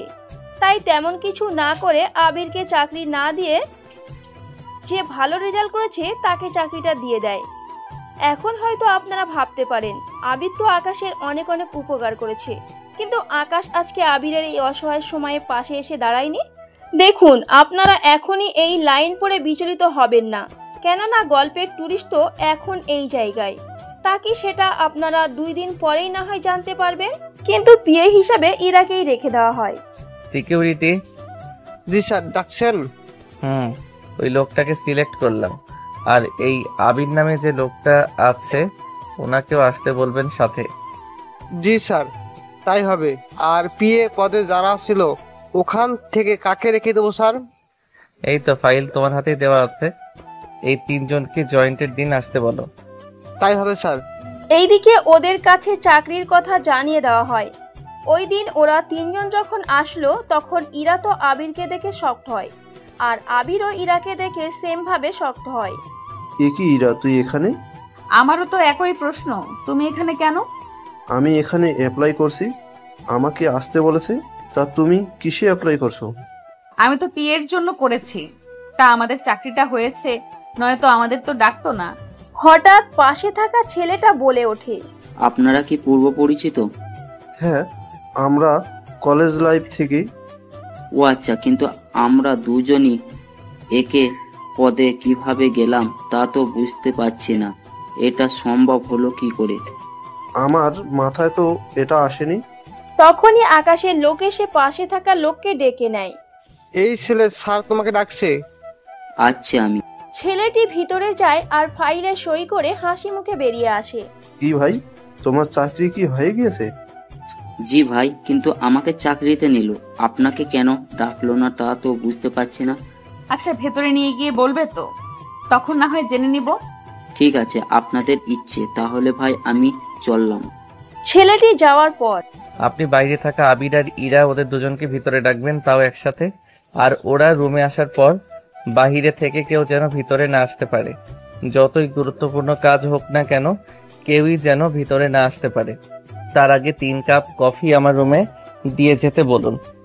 ঠিক আছে স্যার। কফি দিয়ে যাওয়ার পর আবির আর ইরা রুমের ভিতর যাওয়ার পর দেখে অফিসের সিইও উল্টো দিকে ঘুরে বসে আছে।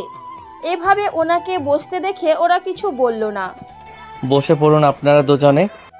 আকাশের কথাগুলো শুনে ওদের দুজনেরই কেমন একটা পরিচিত মনে হচ্ছে, কিন্তু ওরা ওতে তেমন একটা গুরুত্ব না দিয়ে বসে পড়ে। স্যার, আমার একটা প্রশ্ন ছিল। আমি জানি আপনার প্রশ্ন কি, আর এর উত্তরও আমার কাছে জানা আছে। আপনি জানেন তাহলে? আপনার কণ্ঠটা বারবার কেমন যেন পরিচিত মনে হচ্ছে। আচ্ছা, কে আপনি? এভাবে আকাশ যখন চেয়ার ঘুরিয়ে সামনে আসে, ওরা তো আকাশকে দেখে রীতিমতো অবাক হয়ে যায় আর চেয়ার ছেড়ে দাঁড়িয়ে যায়। আকাশ, তুই এখানে? আচ্ছা, তুমি এখানে, তাও কোম্পানির সিইও চেয়ারে বসে আছো?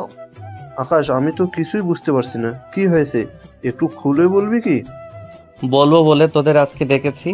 ইরার জব তো হয়ে গিয়েছে। ইরা না হয় কাল থেকে জয়েন করবি, কিন্তু আমাকে কেন ডাকলি? এত বছর পর তোর সাথে দেখা, কথা তো থাকবেই অনেক। কিন্তু তার জন্য আমরা কোথায় বসে আড্ডা দিয়ে ও তো কোথাও বলতে পারতাম। শুধু কথা বলার জন্য তুই অফিসে ডেকে আনলি? বেশি কথা বলবি না। তার আগে তোমরা দুজনেই উত্তর দাও আমাকে। কিসের উত্তর? তোমার কাছ থেকে আমি কিছু জানতে চাই না। কিভাবে তোমাদের পরিস্থিতি খারাপ যাওয়ার পর তোমাকে এখন এইভাবে কাজ করতে হচ্ছে তা আমি জানতে চাই না। কিন্তু আবির, তুই দেশের বাইরে যাওয়ার পর আমার সাথে কেন যোগাযোগ করলি না? এটা কিভাবে পারলি তুই? তোর সাথে যোগাযোগ করব কি আমি?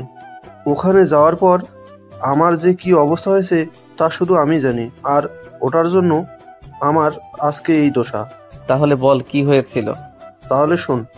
আগে কফি খেতে থাক, কফি খেতে খেতে বল। এরপর আবির সবটা বলতে থাকে। আবিরের কথা শুনে আকাশের চোখের পানি তো বের হয়, সাথে ইরারও মন খারাপ হয়ে যায়। সত্যি বন্ধু, আমি বুঝতে পারিনি তোর সাথে এত কিছু হয়ে যাবে। থাক বাদ দে, আমি এখন উঠি রে। কোথায় যাবি তুই? অন্য কোম্পানিতে জব দেখব। অন্য কোম্পানিতে কেন? কি করব? তোর এখানে তো আমি জব পাইনি, তাহলে অন্য কোথাও ট্রাই করতে হবে। আচ্ছা, তোর কি মনে হয় আমি কি চাইলে তোকে একটা জব দিতে পারতাম না? পারতি, কারণ তোর এখন এতই ক্ষমতা যে তুই রিকমেন্ডেশন করলেই যে কোনো জায়গায় আমার চাকরি হতে সময় লাগবে না। কিন্তু তুই যখন চাকরি দিলি না, তখন ওর পিছনের কারণ আছে আমি জানি, কিন্তু সে কারণটা কি বলবি? কারণ হচ্ছে আমি চাই না তুই আমার অফিসে চাকরি করিস। আমি চাই তুই আগের মতো নিজে ব্যবসা করে প্রতিষ্ঠিত হও। আমার এখানে চাকরি করলে তুই আমাকে স্যার বলে ডাকবি, তা আমি নিতে পারবো না। কিন্তু ব্যবসা করার মতো টাকা ও তো আমার কাছে নেই। তার উপর তুই জানিস এখানেও আমার কাছে কিছু নেই। বাড়িটা তো আগে থেকেই বিক্রি হয়ে গেছে ব্যাংক থেকে। এখন কিভাবে কি করব? বন্ধু, তুই এত টেনশন নিতে হবে না। তোর ব্যবসা করার জন্য যত টাকা লাগে সব টাকা আমি দিব। তুই আমার জন্য কেন শুধু শুধু এতগুলো টাকা নষ্ট করতে যাবি? একটা মাইর দিব তোকে।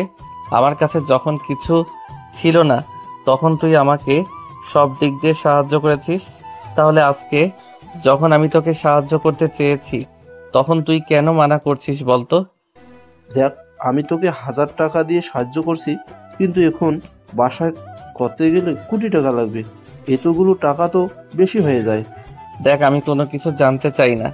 আমি তোকে 5 কোটি টাকা দিচ্ছি, তুই এই টাকা দিয়ে আবার ব্যবসা শুরু কর। আর এই নে তোর বাড়ির দলিলপত্র। তোকে দেখার পর আমি এই কয়েকদিনে বাড়িটা আবার তোর নামে করে দিয়েছি। এখন থেকে তোর বাড়িতে তুই থাকবি, আর এই টাকা নিয়ে ব্যবসায় শুরু কর। আবার আমি যে ব্যবসায় করি ওই ব্যবসায় না, অন্য ব্যবসায় ট্রাই করিস। আকাশের কথা শুনে আবিরের আর ইরার চোখের পানি পড়ে যায়। আবিরও ভাবতে পারেনি আকাশ সেই ছোটবেলার বন্ধুত্বের দেওয়া সাহায্যগুলো আজকে এত বড় করে দিবে। তাই আকাশকে জড়িয়ে ধরে। আরে কাঁদছিস কেন তুই? দেখ, একদম কাঁদবি না। তাছাড়া তুই যদি এইভাবে কাঁদিস তাহলে তো আমি নিজেকে ক্ষমা করতে পারবো না। তাই বলে তুই এত কিছু স্যাক্রিফাইস করবি আমার জন্য? আমি তো তোর জন্য নিজের জীবনটা দিয়ে দিতে রাজি। এখানে তো মাত্র কয়েক কোটি টাকা। কিন্তু ইরাকে তোর কাছে রাখবি কেন? ওর তো মনে হচ্ছে অবস্থা অনেক খারাপ। জানি আমি সব কিছু। এই জন্য ওর স্যালারি মাসে 1 লক্ষ করে দিব। এতে ওর আর ওর পরিবারের চলে যাবে। আর ইরা এখন আসতে পারো, বাকিটা জয়েন্ট হওয়ার পর বুঝিয়ে দেওয়া হবে। ধন্যবাদ স্যার। ইরা যাওয়ার পর একটা কথা বলতো। কি কথা? তুই কি ইরাকে এখনো পছন্দ করিস? কেন বলো তো? তুই যদি ওকে এখনো পছন্দ করিস তাহলে তোর মনের কথা ওকে কেন বলে দিচ্ছিস না? আমি যখন গরিব ছিলাম তখন থেকে আমি ওকে পছন্দ করতাম, তা তুই জানিস। হ্যাঁ জানি, কিন্তু তুই তো এখন ইচ্ছে করলো ওকে তা জানিয়ে দিতে পারিস। আমি গরিব থাকা অবস্থায় ও কখনো আমার সাথে ভালো ব্যবহার করেনি। তাহলে এখন তুই আমাকে বল, আমি এখন এত কিছুর মালিক, আর এখন আমি যে মেয়েকে প্রপোজ করি না সেই মেয়ে আমাকে ভালোবাসা তো অনেক সহজ, আমাকে বিয়ে পর্যন্ত করতে রাজি হয়ে যাবে। তাছাড়া ওকে এখন বললে রাজি হয়ে যাবে, সেজন্য এখন বলবো না। আমি চাই ওর ভিতরে আমার জন্য যদি একটু হলে ভালোবাসা থেকে থাকে, তা যদি কখনো প্রকাশ পায় তাহলে জানাবো। কিন্তু আমি ওকে ততদিন এতটা জ্বালাবো যে নিজে থেকে যেন দূরে চলে যায়। কিন্তু এতে করে তোর কি লাভ হবে? লাভ আছে। কিরকম লাভ? ও যদি আমাকে ভালোবাসে তাহলে আমার দেওয়া শত অপমান সহ্য করে থাকলেও আমার পিছু ছাড়বে না। তাছাড়া আমি ওকে ওই রকম ভাবে জ্বালাবো, কথায় কথায় রাগ আর ধমক তো সাথে থাকবেই। এক কথায় কলেজ আর ভার্সিটিতে আমার সাথে যেভাবে আচরণ করত ঠিক সেভাবে আমি ওর সাথে আচরণ করব। তবে যাই করিস না কেন ওকে অন্তত দুঃখ দিস না। কেন বলতো? তুই কি কিছু জানিস না? কি জানবো আমি? ওর বাবা মা কেউ বেঁচে নেই। কথাটা শুনে আকাশ তো আরো বেশি অবাক হয়ে যায়। কি বলছিস তুই? তুই মনে হয় ওর সিভিটা ঠিকভাবে পরে দেখিসনি। যদি দেখতি তাহলে ঠিকই বুঝতে পারতি। আচ্ছা, সেসব বাদ দিলাম। ইরা কিন্তু এখন অনেক অসহায়। সেজন্য আমি বলবো তুই অন্তর ওর সাথে এরকম কিছু করিস না। আমি না তোর কথার কোনো কিছু বুঝতে পারছি না। আমাকে একটু বুঝিয়ে বলবি কি আসলে কি হয়েছে? ইরার বাবা মা একটা গাড়ি অ্যাক্সিডেন্টে মারা যায়। তখন থেকে ইরার মনে রাগ, অভিমান, জেদ সবকিছু কমে যায়। তখন একদিন ইরার সাথে আমার দেখা হয় রাস্তায়। তখন আমি দেশের বাহিরে যাচ্ছিলাম। তখন ইরার সাথে দেখা হয়। আমি দেখলাম ও একটা ছবি হাতে নিয়ে বসে আছে। তাই আমি ছবিতে থাকে মানুষটা দেখার জন্য ওর কাছে আসলাম। ইরা আমাকে দেখতে পেয়ে চমকে ওঠে। আবির, তুই এখানে? আমি ওখানে। কিন্তু তুই আকাশের ছবি এইভাবে দেখছিস কেন? সত্যি করে বল, কাউকে বলবি না তো? আরে বলবো না। বিশ্বাস কর দোস্ত, আমি ইচ্ছে করে ওই দিন আকাশকে এভাবে ফাঁদে ফেলতে চাইনি। তাহলে কেন ওই দিন ওই রকম একটা কাজ করলি? আসলে তানু আর রকি মিলে আকাশকে মারার প্ল্যান করেছিল। কিন্তু কেন? তা আমি জানি না। ওরা বলেছে আমি যদি এরকম কিছু না করি তাহলে ওরা আকাশকে মেরে ফেলবে। সেজন্য আকাশকে বাঁচানোর জন্য আমি এরকমটা করেছি। তাহলে তুই এই ঘটনা ঘটানোর আগে থেকেই তুই আকাশকে ভালোবাসতি? আর ওই দিন আকাশকে ফাঁসাতে আমি যেভাবে নাটক করেছিলাম, আকাশ কিন্তু আমাকে একা পেয়ে ও একবারের জন্য নিজের ফায়দা ওঠায়নি। তখন ওকে আমার আরো ভালো লেগে যায়। কিন্তু কি করব, ওই রকি আর তানুর জন্য আমি কোনো কিছু করতে পারতাম না। তার সাথে আমার বাবা মা তো আকাশকে কখনো মেনে নিবে না। তাই আমি সবকিছু নিজের মধ্যে পুষে রেখেছিলাম। তুই কি আকাশকে এখনো ভালোবাসিস? কিন্তু আমি এখনো বলবো না। যেদিন ও নিজের ভালোবাসা নিয়ে আমার সামনে আসবে সেদিন আমি ওকে বলবো। আচ্ছা, তোর কাছ থেকে শুনেও ভালো লাগলো। আমি তাহলে চলি এখন। ভালো থাকিস। এরপর আমি ওখান থেকে চলে আসি। আর আজকে আবার ওর সাথে দেখা। তখন এই নিয়ে কথা হয়। কিন্তু আমি আর ইরা মোটেও জানতাম না এটা যে তোর অফিস ছিল। সবটা শুনে আকাশ খুশিতে আবিরকে জড়িয়ে ধরে। তাহলে ইরাও আমাকে ভালোবাসে। বন্ধু, তোকে যে কি বলে ধন্যবাদ দিব সে ভাষা আমার জানা নেই। তবে আমি ইরাকে এতটুকু কষ্ট পেতে দিব না। ইরার 2 মাস পর জন্মদিন, আর ওই দিনই আমি ওকে সারপ্রাইজ হিসাবে আমি ওকে আমার ভালোবাসার কথা জানাবো। সেটা ভালোই হবে। তাহলে আমি এখন চলি রে বন্ধু। ঠিক আছে, সাবধানে যা। তবে ওই রকি আর তানুকে তো আমি দেখে নিব। ওরা দুজনে এখন স্বামী স্ত্রী। সেজন্য যত রকমের খারাপ কাজ করা যায় ওরা করে যাচ্ছে। চিন্তা করিস না, আমি ওদের পথে বসানোর চেষ্টা করে যাচ্ছি। আর অল্প কয়েকদিন শুধু অপেক্ষা কর, তারপর বুঝতে পারবি। কিন্তু আজকে সব সত্যি কথা বলে তুই কিন্তু আমার অনেক বড় উপকার করলি বন্ধু। তুই তো আমার কম উপকার করলি না বন্ধু। চাকরি না দিয়ে নিজের পায়ে দাঁড়ানোর ব্যবস্থা করে দিয়েছিস, সাথে আমার বাড়িটাও ফিরিয়ে দিয়েছিস। বন্ধুই তো বন্ধুর জন্য করবে। তাহলে এখন বাসায় গিয়ে রেস্ট নে। এই নে চেক, সময় করে এইগুলো নিয়ে বাকিটা করে দিস। এখানে 10টা চেকের পাতা আছে, প্রতিটা পাতায় 50 লক্ষ করে আছে। এতে তোর জন্যই ভালো হবে, কারণ সব টাকা তো একদিনে উঠালে রাখতেও পারবি না। সেজন্য আলাদা আলাদাভাবে দিলাম, এতে তোর খরচ করতেও সুবিধা হবে। সেটাই ভালো করেছিস। এখন আপাতত 2 কোটি উঠিয়ে বাকি কাজ আর মালামাল কিনে ফেলবো। বাকিগুলো দিয়ে সবটাই ঠিক হলে বাকিটা শুরু করব। আচ্ছা, তাই করিস। তবে টাকা লাগলে কিন্তু অবশ্যই জানাবি আমাকে। আচ্ছা, জানাবো। আবির তো চলে যায়। অন্যদিকে রকি আর তনু খবর পেয়ে যায় ওদের ব্যবসায়ের ক্ষতির কথা। রকি, এই লোকটা কে? কোন লোকের কথা বলতেছো? আরে, আমাদের ম্যানেজার কল দিয়েছিল। তা কি বললো? আমাদের কোম্পানির নাকি আগামী 7 দিনের ভিতরে 5 কোটি টাকার মতো লোকসান সামলাতে হবে। তোমার কি মাথা খারাপ হয়েছে? কি বলতেছো এসব? এটা কি করে সম্ভব? এই যে, তুমি নিজেই দেখে নাও। রকি সবটা দেখে নিজেও অবাক হয়ে যায়। তবে সবচেয়ে বেশি বড় অবাক হয় কেউ নিজের ক্ষতি করে ওদের ক্ষতি করার চেষ্টা করে যাচ্ছে এইভাবে। কিন্তু কি করবে এখন? কে এই কাজটা করতেছে সেই বিষয়ে কি কোনো কিছু জানো? আরে আমি জানলে তো তোমাকে আর জিজ্ঞেস করতাম না। আচ্ছা, তুমি পারলে ওই লোকটার সাথে দেখা করে নাও, তারপর কথা বলে দেখো কেন উনি নিজের ক্ষতি হবে জেনেও আমাদের ক্ষতি করার চেষ্টা করে যাচ্ছে। আমি আগে দেখি কিছু একটা করতে পারি কিনা। যদি পারি তাহলে তো ভালো, আর যদি না পারি তাহলে ওনার সাথে সরাসরি এসে কথা বলবো। ঠিক আছে। এদিকে আবির কিছু টাকা নিয়ে মোটামুটি ব্যবসা শুরু করতে থাকে। অন্যদিকে পরের দিন ইরা একটা বোরকা পরে অফিসে চলে আসে। অফিসে এসে ইরা ওর রুমে গিয়ে বোরকা চেঞ্জ করে কাজ করতে থাকে। তখন অনেকে পরিচিত হওয়ার জন্য ইরার সাথে আসে কথা বলার জন্য, যা আকাশ ওর রুম থেকে দেখতে পায়। সবটা দেখে এই মেয়েটা এসেছে ঠিকভাবে, কিন্তু কে বলেছে ওকে এইভাবে কাজ করার জন্য? আমি চাইলে তো অফিসের লোকদের কিছু বলতে পারবো না, কিন্তু ইরাকে তো ওদের থেকে সেভ করতে হবে। তার জন্য ইরাকে আমার রুমে নিয়ে আসতে হবে, তারপর ওকে দেখার অধিকার শুধু আমার কাছে নিয়ে আসবো। এই সব ভাবতে থাকে। প্রথম দিকে দিনগুলো ইরার খুব ভালোই কাটছিল। এদিকে কাজের চাপে আকাশ ও ইরার সাথে তেমন দেখা করেনি। এখন হয়তো আপনারা ভাববেন বিয়ে হলে তো আকাশের সাথে থাকার কথা সব সময়ের জন্য, কিন্তু এখানেও কিছু কারণ আছে।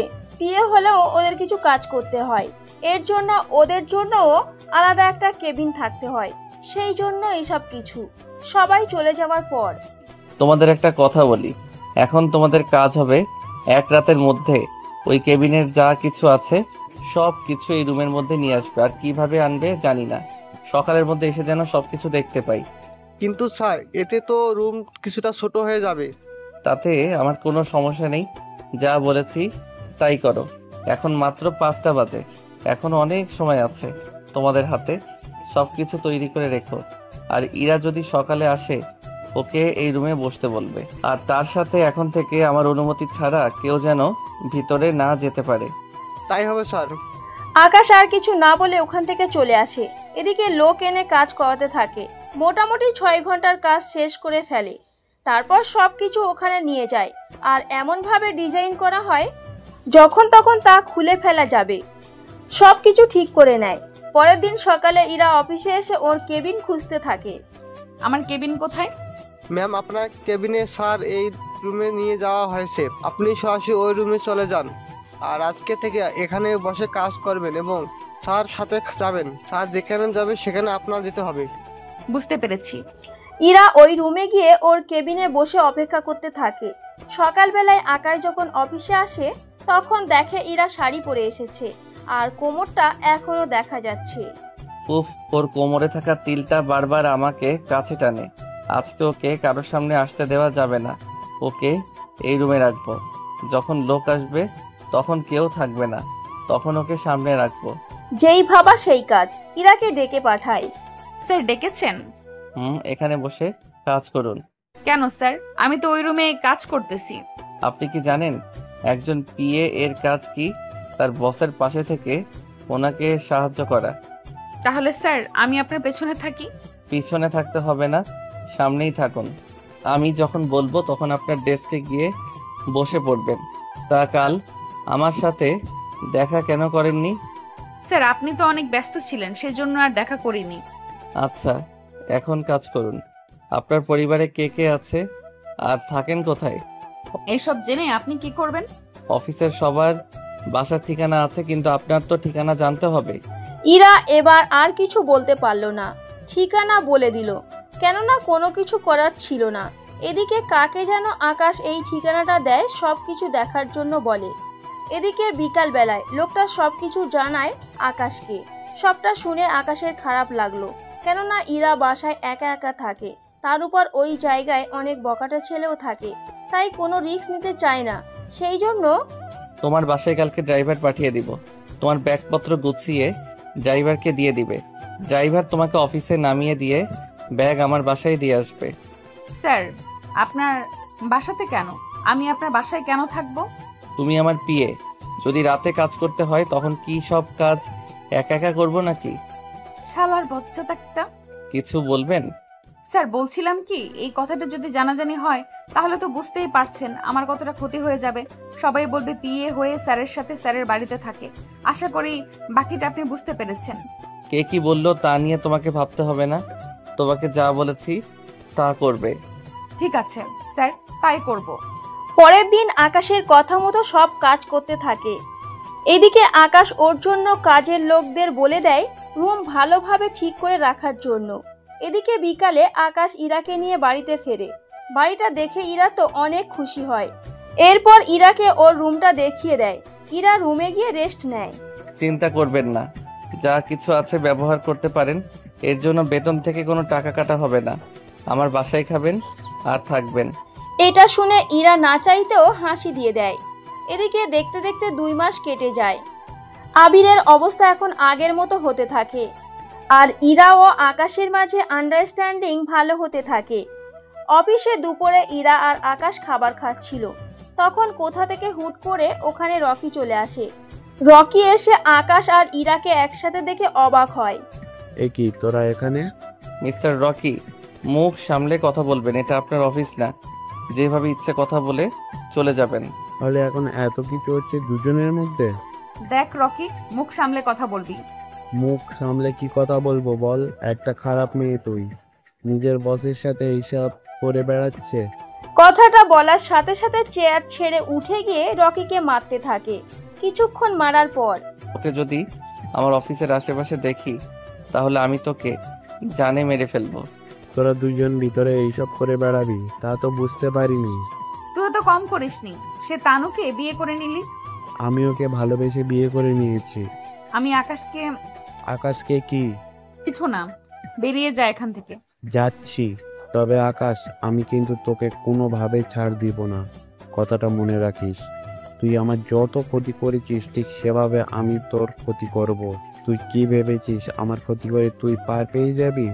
তা আমি কখনো হতে দিব না। তুই আর তানু তো আমার ক্ষতি সে কলেজ জীবন থেকে করে গিয়েছিস, নতুন করে আর কি ক্ষতি করবি বল? তোর কাছ থেকে ইরাকে আর এই কোম্পানিও নিয়ে যাব। চেষ্টা করে দেখ পারিস কিনা। এদিকে রকি চলে যায়। রকি যখন বাসায় ফিরে তখন তনু সবটা দেখে। কি হয়েছে তোমার? তোমাকে এভাবে মারলো কে? আমাকে আকাশ মেরেছে। তোমার সাথে আকাশের দেখা হলো কি করে? তোমাকে তো পাঠিয়েছিলাম ওই লোকের সাথে কথা বলার জন্য, আর তুমি কি না? পুরো কথাটা তো শুনবে, ওই লোকটাই আকাশ। কথাটা শুনে তনু তো আরো বেশি অবাক হয়ে যায়। কি বলছো তুমি? এর চেয়ে বেশি কথা হলো ইরা এখন আকাশের বিয়ে, আর ওদের দেখে মনে হচ্ছে ওরা একজন আরেকজনকে ভালোবাসে। ওদের কোনোভাবে এক হতে দেওয়া যাবে না। ঠিক বলেছ, একটা ব্যবস্থা তো করতেই হবে ওদের জন্য। তাহলে প্ল্যান করে ফেলি, চলো। ওইদিকে ওরা প্ল্যান করতে থাকে। এদিকে মাস পার হয়ে যায়। ইরাকে হঠাৎ করে খুঁজে পাওয়া যাচ্ছে না। তখন রকি নিজেই আকাশকে কল দিয়ে জানায়, তার সাথে একটা ঠিকানা দেয়। আকাশ আবিরকে সবটা জানায়। আবির সবটা জেনে আকাশের সাথে ওখানে যায়। ওরা যাওয়ার পর দেখে রকি ইরার গলায় ছুরি ধরে রেখেছে। প্লিজ ওকে ছেড়ে দে, তুই যা চাস আমি তোকে তাই দিব, তবুও ইরার কোনো ক্ষতি করিস না। আমি জানতাম তুই ইরাকে অনেক ভালোবাসিস, তাই ওর কোনো ক্ষতি হতে দিব না। তাই তোর সামনে একটা কাগজ রাখা আছে, সাইন করে দে। কাগজে সাইন করে দিয়ে কাগজটা রকির কাছে দেওয়ার বাহানা করে ছুরিটা সরিয়ে ফেলে কৌশলে। এরপর শুরু হয় মারামারি, আর ওই মারামারিতে বাকিদের মেরে ফেললেও রকি আর তনুকে বাঁচিয়ে রাখে। চাইলে তোদেরও মেরে ফেলতে পারতাম, কিন্তু তোরা বন্ধু ছিলি বলে বাঁচিয়ে রাখলাম। কিন্তু যদি কখনো এরকম কোনো কিছু করিস তাহলে আর বাঁচিয়ে রাখবো না। ওদের রেখে ওখান থেকে চলে আসে। এরপর গাড়িতে, ভালোবাসো আমাকে তাই না? অনেক বেশি ভালোবাসি তোমাকে। তাহলে কেন বলনি এতদিন ধরে? ভয়ে যে বলতে পারিনি। আমি কি বাঘ নাকি অন্য কিছু যে তোমাকে খেয়ে ফেলবো? তার চেয়ে ভয়ঙ্কর। যেমন? এই যে একটা গরিব ছেলেকে কি ইরা চৌধুরী কখনো কি ভালোবাসবে? কথাটা শুনে আকাশের বুকে কিল ঘুষি মারতে থাকে আর আকাশকে বুকে টেনে নেয়। এখানেই গল্পটা শেষ। কেমন হয়েছে অবশ্যই জানাবেন।